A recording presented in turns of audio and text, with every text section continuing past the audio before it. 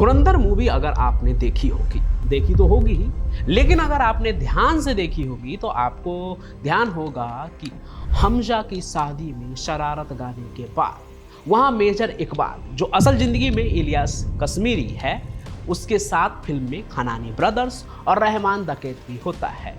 एकदम नशे में धुत 26/11 का जश्न मना रहे होते हैं ये सभी लोग, और मेजर इकबाल वहां पे कहता है, यही बात इंडिया ने की होती हमारे साथ तो खुदा कसम दिल्ली घुस के मारते साथ। हम यानी भारत तो खुश है, लेकिन वो तो बिल्कुल खुश निकले था।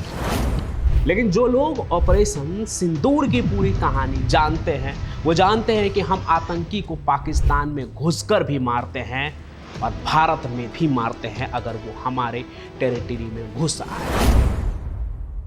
और बस इतना है कि वो मासूम को मारते हैं, और हम मासूम को नहीं बल्कि आतंकियों को निशाना बनाते हैं। आज हम आपको एक ऐसे ही ऑपरेशन की कहानी सुनाने जा रहे हैं, पूरी कहानी ऑपरेशन महादेव की, जिसमें पहलगाम हमले के बाद बदला लेने के लिए पाकिस्तानी आतंकियों को ढूंढ ढूंढ कर मारा गया।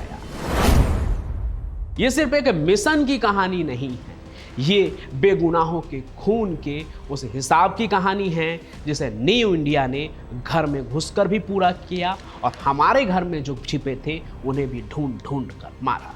तो आइए उस कहानी को शुरू करते हैं एकदम शुरू से। एक इंसान है, उसने उसको गोली मार दी।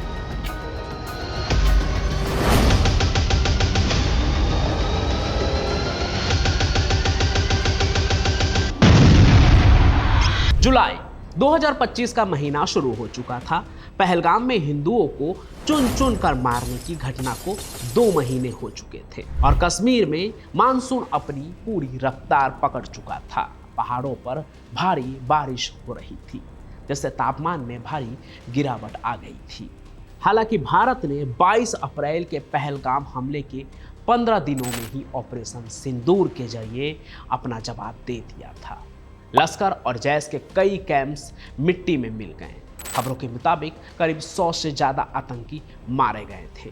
प्रधानमंत्री और गृह मंत्री का रुख बिल्कुल साफ था कि इस बार सिर्फ कड़ी निंदा नहीं होगी, बल्कि ऐसी कार्रवाई होगी जिसे दुश्मन की आने वाली नस्लें भी याद रखेगी। लेकिन पहलगाम हमले को अंजाम देने वाले सुलेमान शाह उर्फ हाशिम मूसा और उसके 2 साथी अबू हमजा और यासिर अभी भी छुपे हुए थे। ये वही लोग थे जिन्होंने बैसरन की हसीन वादी में आते ही अंधाधुंध गोलियां चलाई, सबको बंधक बना लिया, फिर सबको एक लाइन में खड़ा कर दिया। इसके बाद उन्होंने एक एक करके सबका धर्म पूछा और जो लोग हिंदू थे उन्हें वहीं सबके सामने घुटनों पर बैठाकर गोली मार दी थी। तो इन आतंकियों के पीछे लगी इंडियन आर्मी की चिनार कोर ने इनको खोजने के लिए अपनी रणनीति बदल दी थी। उन्होंने तकनीक से ज़्यादा ह्यूमन इंटेलिजेंस पर भरोसा जताया। सेना जानती थी कि जंगल में अगर कोई हलचल होती है तो वहाँ के खनाबदोशों यानी गुज्जर बकरवालों की नज़रों से नहीं छिप सकती है। ये चरवाहे जंगल के चप्पे चप्पे से वाकिफ होते हैं। इसी छानबीन में भारतीय सेना की सिग्नल कोर ने एक सैटेलाइट फोन का सिग्नल इंटरसेप्ट किया। ये सिग्नल सिर्फ चंद सेकेंड के लिए ही ऑन हुआ था और फिर बंद भी हो गया, लेकिन हमारे एक्सपर्ट्स के लिए ये चंद सेकेंड ही काफ़ी थे। उन्होंने उस लोकेशन को ट्रायंगुलेट कर लिया। लोकेशन आ रही थी श्रीनगर के पास हरवन और तारा इलाके के ऊपर लिडवास के घने जंगलों में। लिडवास दाचीगाम नेशनल पार्क के अंदर का वो इलाका है जो लगभग 3000 मीटर की ऊंचाई पर है। यहाँ कोई सड़क नहीं जाती, सिर्फ खतरनाक पगडंडियाँ है जो बारिश में मौत का रास्ता बन जाती है। जैसे ही ये लोकेशन ट्रेस हुई, नॉर्दर्न कमांड में हलचल मच गई। प्लान तैयार था, अब बस उसे अंजाम देना बाकी था। इस मिशन के लिए सबसे बेहतरीन जवानों को चुना गया। 4 पैरा एसएफ यानी कि स्पेशल फोर्सेज, उसके साथ जम्मू कश्मीर पुलिस का स्पेशल ऑपरेशंस ग्रुप और सीआरपीएफ की वैली QAT को भी जोड़ा गया। ये एक ज्वाइंट ऑपरेशन था जहां गलती की गुंजाइश 0 थी। ऑपरेशन का नाम रखा गया ऑपरेशन महादेव। ये नाम न केवल भगवान शिव के नाम पर था जो संहार के देवता है, बल्कि उस महादेव पीक के नाम पर भी था, जो इस इलाके का सबसे ऊंचा पॉइंट है। और लक्ष्य सिर्फ एक था, लश्कर तैयबा और द रेजिस्टेंस फ्रंट के उन तीनों खूंखार भेड़ियों को मार गिराना, जो सरहद पार पाकिस्तान से सिर्फ एक ही मकसद लेकर आए थे, भारत में दहशत फैलाना और बेगुनाहों का खून बहाना। 27 जुलाई की रात आसमान में घने काले बादल छाए हुए थे। चांद की रोशनी को भी बादलों ने कैद कर रखा था। मेजर विक्रम अपनी टीम को लीड कर रहे थे। उन्होंने अपनी टीम को 2 हिस्सों में बांट दिया, अल्फा और ब्रावो। अल्फा टीम सामने से चढ़ाई करने वाली थी, जबकि ब्रावो टीम पहाड़ के दूसरी तरफ से घूमकर पीछे का रास्ता ब्लॉक करने वाली थी। ये एक classic hammer and anvil tactic थी, यानी कि एक तरफ से हथौड़ा मारो और दूसरी तरफ निहाई पर रखकर कुचल दो। चढ़ाई इतनी खड़ी थी कि कई जगह जवानों को रस्सियों का सहारा लेना पड़ा। एक छोटी सी फिसलन और सीधे हजारों फीट नीचे खाई। लेकिन हमारे कमांडोज के इरादे हिमालय से भी ऊंचे थे। रात के करीब 3 बज रहे थे। शरीर ठंड से सुन्न हो रहा था, लेकिन नसों में दौड़ रहा एड्रेनलिन जवानों को गर्म रखे हुए था। तभी अल्फा टीम के लीड स्काउट ने हाथ उठाकर रुकने का इशारा किया। उसने अपने थर्मल इमेजर में कुछ देखा था। लगभग 200 मीटर की दूरी पर पेड़ों में झुरमुट के बीच 3 हीट सिग्नेचर दिखाई दे रहे थे। 2 शैडो लेटी हुई थी, शायद वो सो रही थी। लेकिन एक आकृति बैठी हुई थी, जिसके हाथ में एक लंबी राइफल थी। ये उनका सेंट्री यानी कि पहरेदार था। मेजर विक्रम ने स्नाइपर को पोजीशन लेने का इशारा किया। स्नाइपर ने अपनी लॉन्ग रेंज राइफल को सेट किया, साइलेंसर चेक किया और अपनी सांस रोक ली। उसका निशाना उस पहरेदार के सिर पर था। 1 इंच की भी गलती पूरे मिशन को खतरे में डाल सकती थी। तब जंगल में एक सूखी टहनी टूटने की आवाज आई, शायद हवा या किसी जानवर से। वो पहरेदार चौकन्ना हो गया। उसने अपनी राइफल उठाई और अंधेरे में घूरने लगा। क्या उसे भनक लग गई थी कि कोई आ रहा है? मेजर विक्रम का दिल जोर से धड़का। उन्होंने धीरे से विस्पर किया, यानी कि फुसफुसाया, होल्ड फायर, होल्ड। वो चाहते थे कि आतंकी वापस से रिलैक्स हो जाए। कुछ मिनटों बाद उस आतंकी को लगा कि शायद कोई जंगली जानवर होगा। उसने अपनी जेब से लाइटर निकाला, शायद सिगरेट जलाने के लिए। जैसे ही लाइटर की हल्की चिंगारी जली, उसकी लोकेशन और भी साफ हो गई और उसी पल स्नाइपर के राइफल से एक दबी हुई आवाज निकली। गोली सीधे आतंकी यासीर के माथे को चीरती हुई निकल गई। वो बिना कोई आवाज किए पीछे की तरफ लुढ़क गया।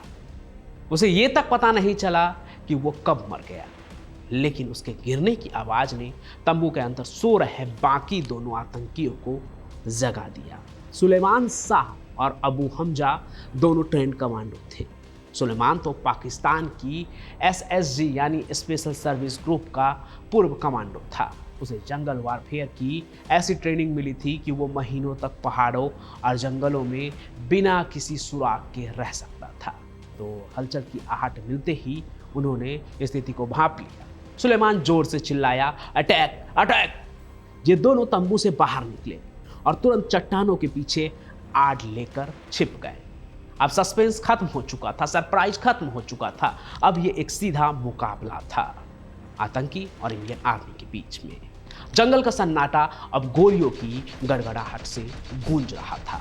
अल्फा टीम ने उन पर गोलियों की बौछार कर दी।